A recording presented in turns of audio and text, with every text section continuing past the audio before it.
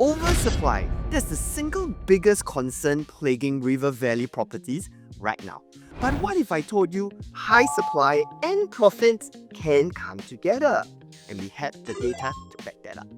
All you need to do is to find the right gaps in the market. I spent the last 3 years tracking all the data in River Valley, the transactions, profits, prices, everything. And we put them all into our exit strategy framework.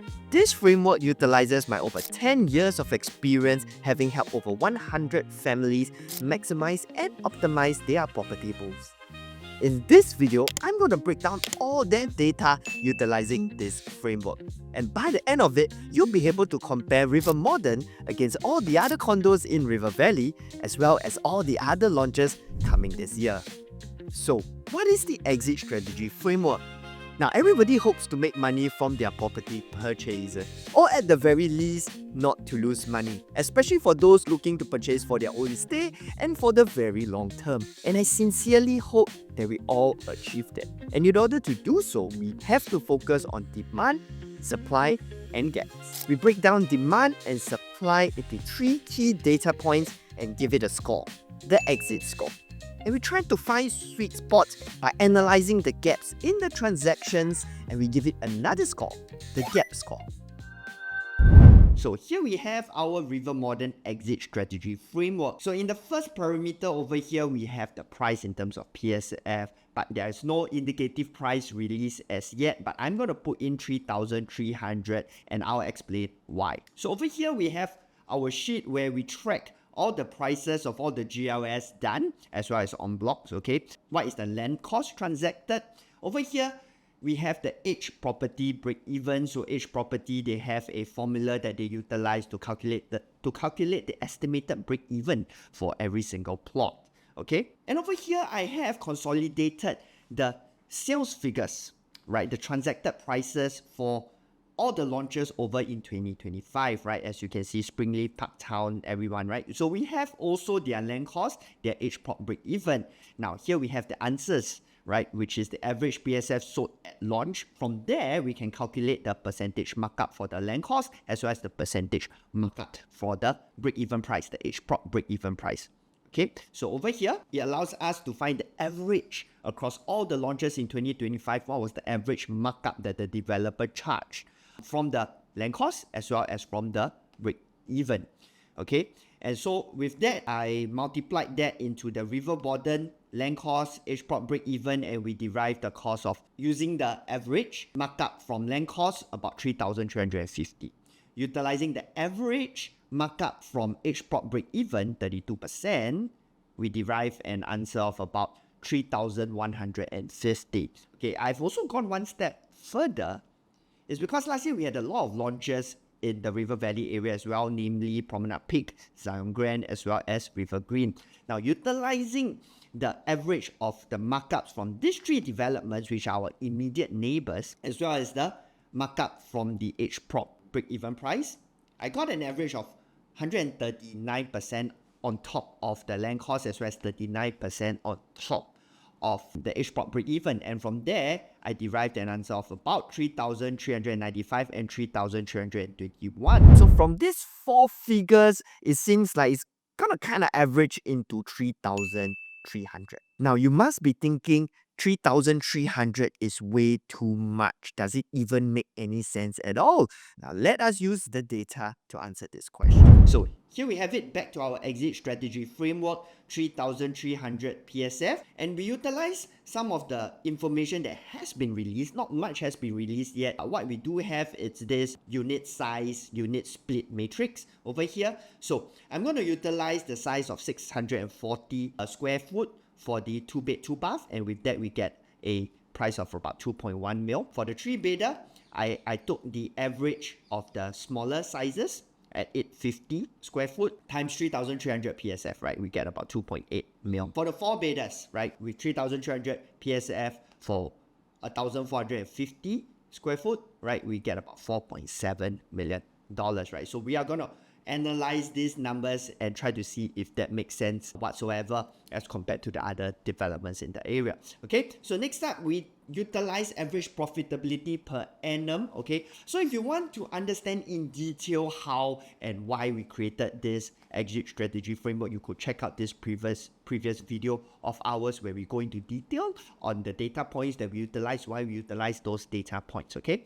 But for the purpose of keeping this video concise, right, average profitability per annum, it's the one singular data point we use to best analyze the data in an area, because if that area has high demand, naturally it will be more profitable. If an area has lesser demand, naturally that impacts its profitability. Okay, so for here, later on I'm going to show you our consolidated spreadsheet where it shows, right, where we get this number from. So for the current units for sale, right, we go into Property Guru to find out all the units for sale, similar kind of units for sale in that area. Okay, the total supply is the total number of 2-bedders built in that area, right? And with that, we get the supply ratio. Okay, so for this, the lower the number, the better. Similarly, for the exit score, the lower number, the better, right? The exit score is a function of the profitability against the supply ratio, demand against supply. Okay, next up, we also find the average transacted quantums in that area, average, median, and highest. Okay, average, median, and highest transacted PSF in the area. So all these are transactions in the last 12 months. Okay, so with that, let's take a look at the consolidated spreadsheet. Okay, so in this spreadsheet, this is where we have consolidated all the transactions for all the condos in the vicinity of River Valley. And so for River Valley, I utilized 3 MRT stations. I'm going to put all that 3 MRT stations on the screen. Okay, so for here we have the 1-bedders, but we don't have 1-bedders for River Modern. I'm going to jump straight to the 2-bedders. Over here we can see, right? So all these are transactions in the last 12 months. Okay, we have also included the transactions for Robertson Opus, River Green, Promenade Peak, Upper House, as well as Zion Grand, so that you can utilize some of this. Take a look at some of this data as well. Compare the entry we have right now, the one that we put up over here, and compare that with some of these numbers as well, together with the numbers for all the existing resale transactions in that area. So one of the things you notice for the 2-bed, 2-baths, okay, is that even with a price of 3,300 PSF at 2.1 mil, if you compare to the surrounding developments, it's not too bad. Hence, giving it still a pretty good gap score, a negative gap score. What does that mean? You're going to go in below the average in that area, right? Below the average, median, and highest in that area. Okay? But of course, a lot of us are curious what's the most profitable ones in the 2-bedders in that area. We could also see it from here. So here you can see the most profitable 2-bedders, the Pier at Robertson, Mill Point, and our usual suspects, Aspen Heights, Emerald Park, which is an old 99 years development, Tiara, right beside Great Wall City, Valley Park, right, UE Square. Kind of your bigger developments, freehold, a mixture of freehold and 99, right? But typically some of your bigger developments, okay? Next up, we have the 3-bedders over here. Similarly, we can take a look at the most profitable ones. Again, our usual suspects, River Place, that is right beside River Modern, Emerald Park, Grange Heights, Rivergate again. Sorry, Rivergate is the one right beside, okay? River Place is across the road from River Modern. Rivergate is the one that's right beside. So all this, you see, they have had a pretty good track record of profitability, right? You'll notice the ones that kind of pull everyone down tends to be the slightly smaller developments in the area. I didn't include anything below 50 units over here because, you know, a lot of the times they don't have a lot of transactions, and even when they do, the data points are kind of outlier data points that may mess up the data, okay? Next up, 4-bedders, the most profitable ones. You could see over here, Regalia, Well Hill Residences, which is quite interesting. So Well Hill, for the 2 and the 3-bedders, didn't do quite as well, but for the 4-bedders, was a good number over here, right? Yong An Park, right, as we know, Urbana, we have Rivergate. So the thing about why you don't really see our usual suspects like our Aspen Heights, Valley Park over here is because they don't really have a lot of transactions, okay? Emerald Park, UE Square, Aspen Heights, Valley Park, right? They don't have 4-bedder transactions. If they do, I do expect them to appear very high up over here, right? So with the 4-bedder, you can see actually the transaction numbers is a lot lower than the 2 and the 3-bedders, okay? Then if we take a look at some of the average, highest, and median transacted PSFs, okay? So for this, we can come back over here and we see over here. So again, in the gap score, right, the lower the score, the better. If it's negative, means across the board on a quantum PSF basis, you are lower than the surrounding. One of the main reasons why I came up with the exit strategy framework is to help us compare different projects in different locations on an apple-to-apple basis. So if you look at the scores on its own, they don't really mean anything. But once you put them in a sheet like that and compare them with other developments, is where you get more clarity, right? So if we take a look over here, so these are the scores for the projects launched in 2025. We are doing the sheet for 2026. If you'd like us to send that to you, drop us a text or share this with you. Happy to share, right? Just drop us a text. Okay, so you can see over here, with 97%, it wouldn't do as well as your Penrith, your Alta, your Sky, your Faber, even the upcoming launch in Tampines West Pinery, okay? But it will do better than all these other launches, for example, Alta, Penrith, and also the rest, right? Penrith, the Sky 3 Compact. If you compare the gap score over here, which is negative 176. The interesting thing over here is that if you notice, when I last did this, the profitability of the three bidders over in the River Valley was 3.2, right? When we last checked it in 2025. But that profitability has come up to 3.7% in 2026. So now what does all this data and scores actually mean for you?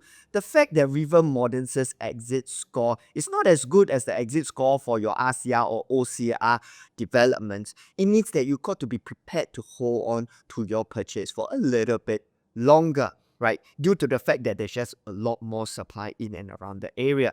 The saving grace is that the profitability has come up as compared to last year, right? We've explained that in detail in our 2025 review. I'm going to put that screenshot over here for you. You could check out that video where we dive into the details why the CCR was actually the best performing district area as compared to the OCR and RCR. And also the fact that the gap score is it's wide, essentially entering in at a discount compared to your neighbors with a good enough holding period. This gives you actually quite a high benchmark price to kind of match to bridge that gap and also to earn profits that way. As compared to the RCR and OCR, which inevitably you'll be entering in at the new benchmark prices, you are trusting that the lowest supply and high profitability from the past will translate into the future, ensuring demand will come in and pay you at the new benchmark prices to make the profits.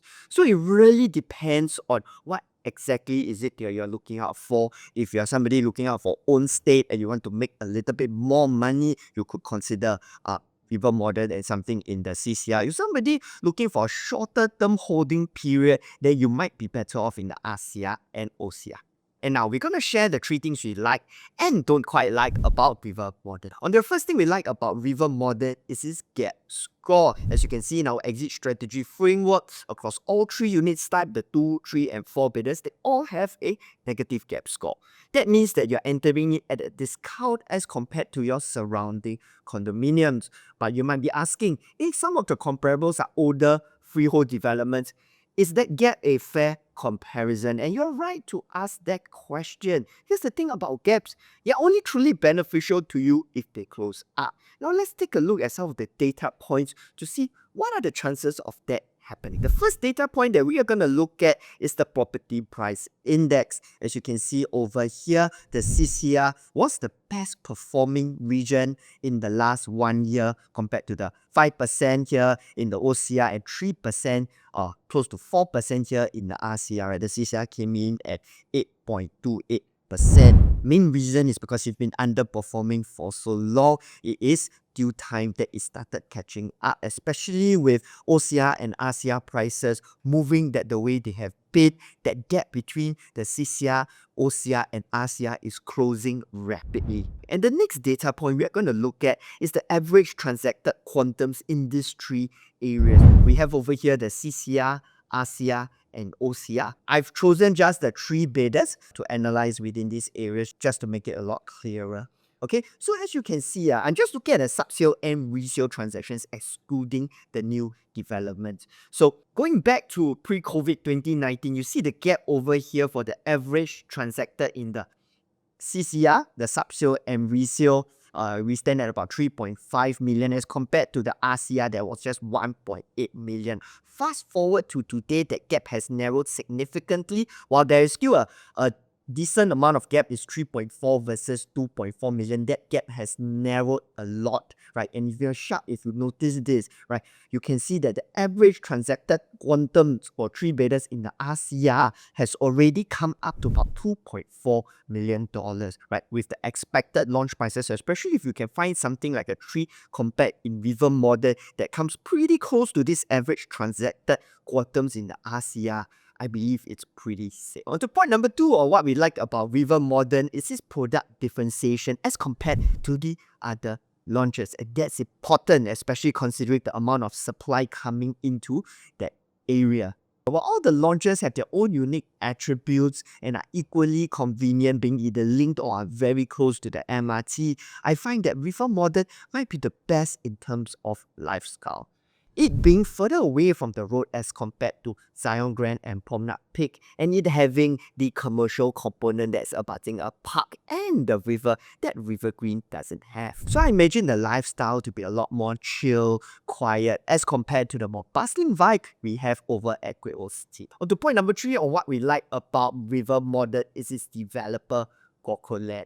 So GocoLand has really grown to become one of our favorite developers because I feel that they have gotten a very good grasp of the new GFA harmonization rules, producing very efficient, very good layouts.